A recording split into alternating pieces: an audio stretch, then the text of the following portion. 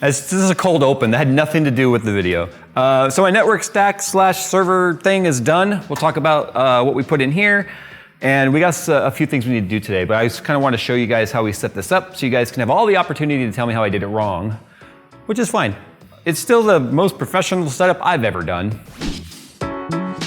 The Corsair HS65 gaming headset features Dolby 7.1 surround, SonarWorks Sound ID for customized audio tastes, on-ear volume controls for easy adjustment, and leatherette memory foam ear cups for fatigue-free long-term gaming sessions. To see the full feature list of the Corsair HS65 gaming headset, follow the link in the description below. I also want to point out, it's so weird that we actually have lights plugged into walls now, rather than extension cords everywhere. Don't show my feet, people get mad at that. Anyway, so here is the StarTech.com server rack. It was like 230 bucks off Amazon. I mean, that already is going to probably trigger people. The fact that it's open-sided and we are in a dusty environment. The thing is, I just wanted to kind of proof of concept doing a server rack / network stack / whatever, because I've never done it before. Literally everything we've ever had in the past we've showed you, been coiled up and sitting in a corner on the floor, and terrible switches and stuff. And I wanted things to actually be done right. So all the patch panel is punch downs, and these are all connected to all of our drops in the building. We've got this patch panel punch down right here, which runs to our server. I labeled that SVR for server. This is our input uplink from our ASUS router. So here's the thing. This is probably what's going to trigger a lot of people already. The cloud router switch right here. This is the CRS312-4C plus 8XG. So I already showed you guys when I did the fans in this. This has got 12 10 gig Ethernet ports with 4 combo ports with SFP+, so 4 and 4. And this is either router OS or switch OS. We went in, we updated the router OS, and then we switched it to switch OS because we don't want this doing any of our management.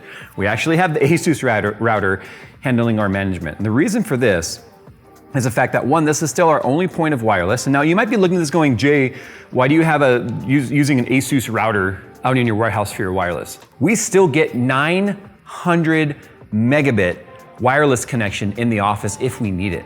Because this is a Wi-Fi 6, and it's penetrating these walls like you wouldn't believe. And when we switched to wireless, when I took the network down, when we had to unplug all this, there was zero noticeable effect other than the fact that we went up ping-wise about 10. So works really well. This is our DVR right here, which is recording from our security system. So this is just a 24-hour recorder that is just cloud connected as well. That's going to our ASUS router. So because we only have a gigabit internet connection here, I say only, I know that people would love gigabit. I have 5 gigabit at home, and it's fiber at home, where this is coaxial, as you can see. So we only get like 35 to 45 up. This sucks.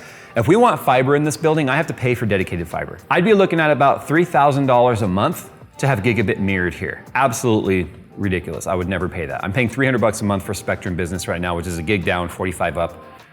I don't think that'll ever get better. Somebody else pulls fiber into this building, then we can hop off of that node. But anyway, so we're gigabit to our ASUS for wireless, and then by doing it this way, I was able to have our DVR connected to it and not take up a port on our 10G when the DVR doesn't need 10G at all. So I now have 2 available 10G ports here.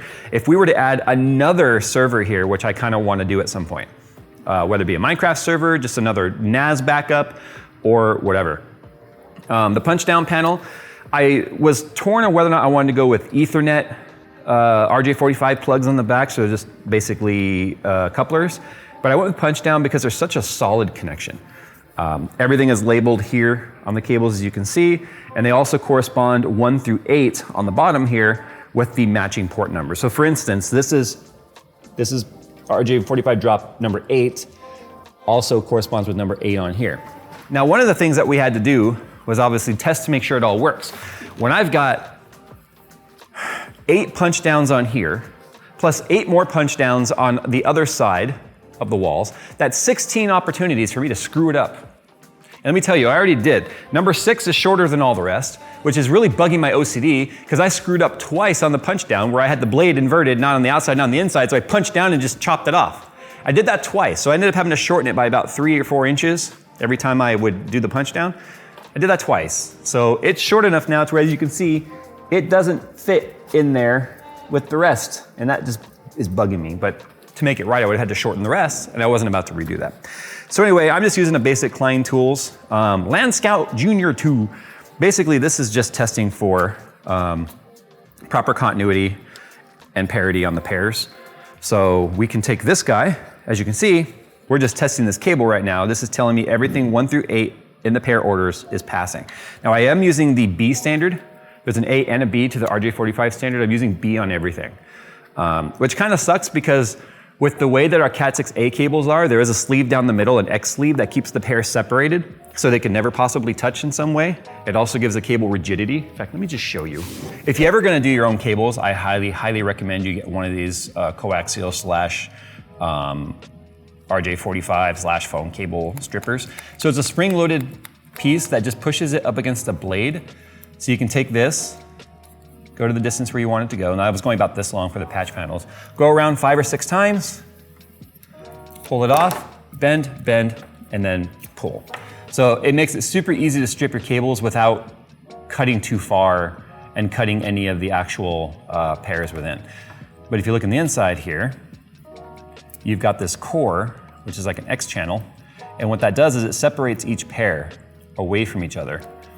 So that's sort of like an X shape. It just sucks because by going with the B standard versus the A, the green and the orange are swapped. Or is it the green and the brown? I think it's green and brown that swapped. I could be wrong, whatever. But the point is it makes them on the opposite side. So one has to cross over, one has to go the other way, which kind of makes it a pain in the butt when it comes to the patch panel. But whatever, I mean, you cut this core anyway. But this gives the cable rigidity so that it won't ever kink too tight. And then it also, like I said, it keeps those pairs separated. So you can see they're all coming out of a different point on there. And then we have a little bit of oddball work we have to do here. We had to take our door off of our office. We have an installer here right now that's actually putting the industrial carpet in there right now. And a lot of people were like, leave it concrete, it looks good. We're doing carpet just specifically for the reverb. And it's an office still. So carpet, you know, it'd be easier just to sweep the floor if it were just, you know, concrete, but you know what, in your offices, do whatever you like. I'm using carpet for acoustic reasons. So here's what we're gonna do.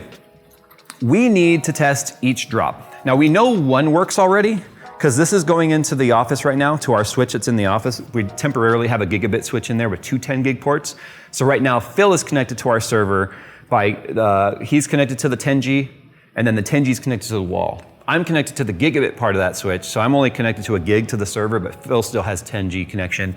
Until we move our office where we work into the new room, then we'll have dedicated drops for each computer without a switch. So I just want to point that out, there is an extra switch in there.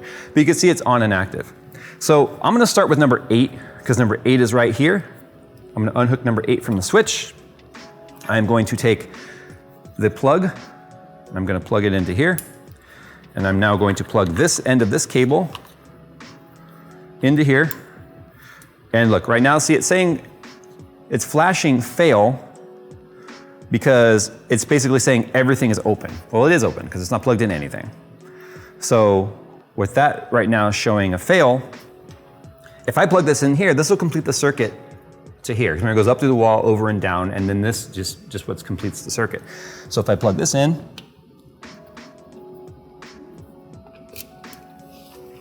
there we go, we passed. All pairs are exactly as expected to be. If any of the wires were inverted or I screwed it up, it would fail and it would show the numbers that are wrong, because this is expecting a certain pair. So 8 is good. I can go ahead and unplug this, plug this back into here, and then we can go to 7. And we're gonna basically do this for every single port. What we'll do is we'll just cut to the point to where I plug in each one, so you could be like 7, 6, 5, 4, and we'll be good to go. But this is a lot faster and a lot more reliable than, say, taking a laptop to every plug and connecting the Ethernet. At least now we'll see that the cables, you know, that they're working. And this is what makes the patch panel part so nice, is the fact that we can just unhook the patch panel. In fact, Phil wanted to connect his computer when we were setting up the router OS update and switch OS. He wanted to set his computer up to be able to go into the management port.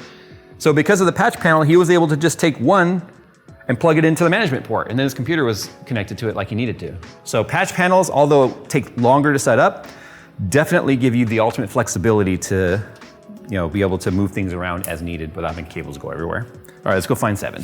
So this is a quad port right here. So you can see I've got 4, 5, 6, and 7 going here. So there's 7. Now watch this, if I were to wiggle this, and maybe not connect it all the way, look at that. See how it's only showing some? Because I'm not pushing it in all the way. So that's what you would see if you had bad connectors. So since it's in all the way, there is 7 passing. All right, so now we are, ow, fingernail. Okay, we're plugging in 5. We good? All right, go ahead and plug it into 4. Okay, plug it in. Pass, all right, 4 is good. Pass, all right, and we'll do 2, and then we don't need to do 1 because we know that works. So 1 or 2. All right, so there we go, all 8 drops. 16 opportunities to screw it up on the punch down, or the patch panel have succeeded. I feel less of an idiot today. It also really helps to have a helper like this rather than have run back and forth and back and forth. But for the weird thing that we've got to do today is this. This is our door, our existing door to what was originally the warehouse, now goes into our new office. This was, the way it was mounted was so close to the concrete that even with our thin, commercial carpeting, which is like an 1/8 inch thick, this gets caught and won't open all the way, and it will start to really wear the carpet down. So we got a belt sander and a planer, even though this is big MDF, it's just veneer, solid sideboards with MDF in the middle. We have to plane this down like a solid 1/8 of an inch or more, maybe up to a 1/4 inch. This would be so much easier if I just had a table saw. Or if I were to do, shoot, I guess I could have got my rip saw and just clamp down one of my long T-squares and then just, it would have been done.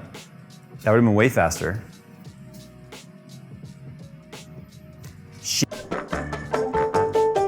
So one sending Nick to Lowe's later, we just got a basic Cobalt rip saw now. And what I'm gonna do is I'm gonna take this straight edge and these clamps, and I'm gonna clamp it to the door, and this will be my guide to just cut right across the door. But I need to get the blade installed here real quick. So let me do that. Dude, it has an e-brake for drifting. Well, yeah. It's getting caught on. I see it. You need to turn. God, this door's heavy. I guess if we were smart, we would have put a blanket on this. Okay.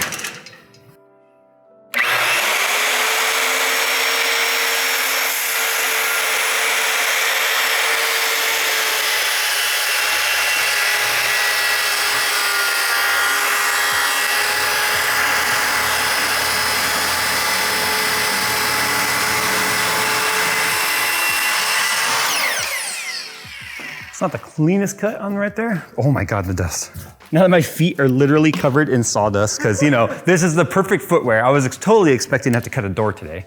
Whatever. I was not expecting to have to do this today, but you should always expect the unexpected, right? But then it's not unexpected. Exactly. Just like, an unexpected financial emergency should always be expected.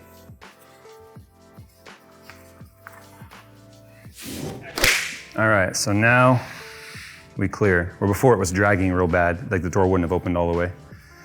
So, nice. All right, so that's kind of it for today.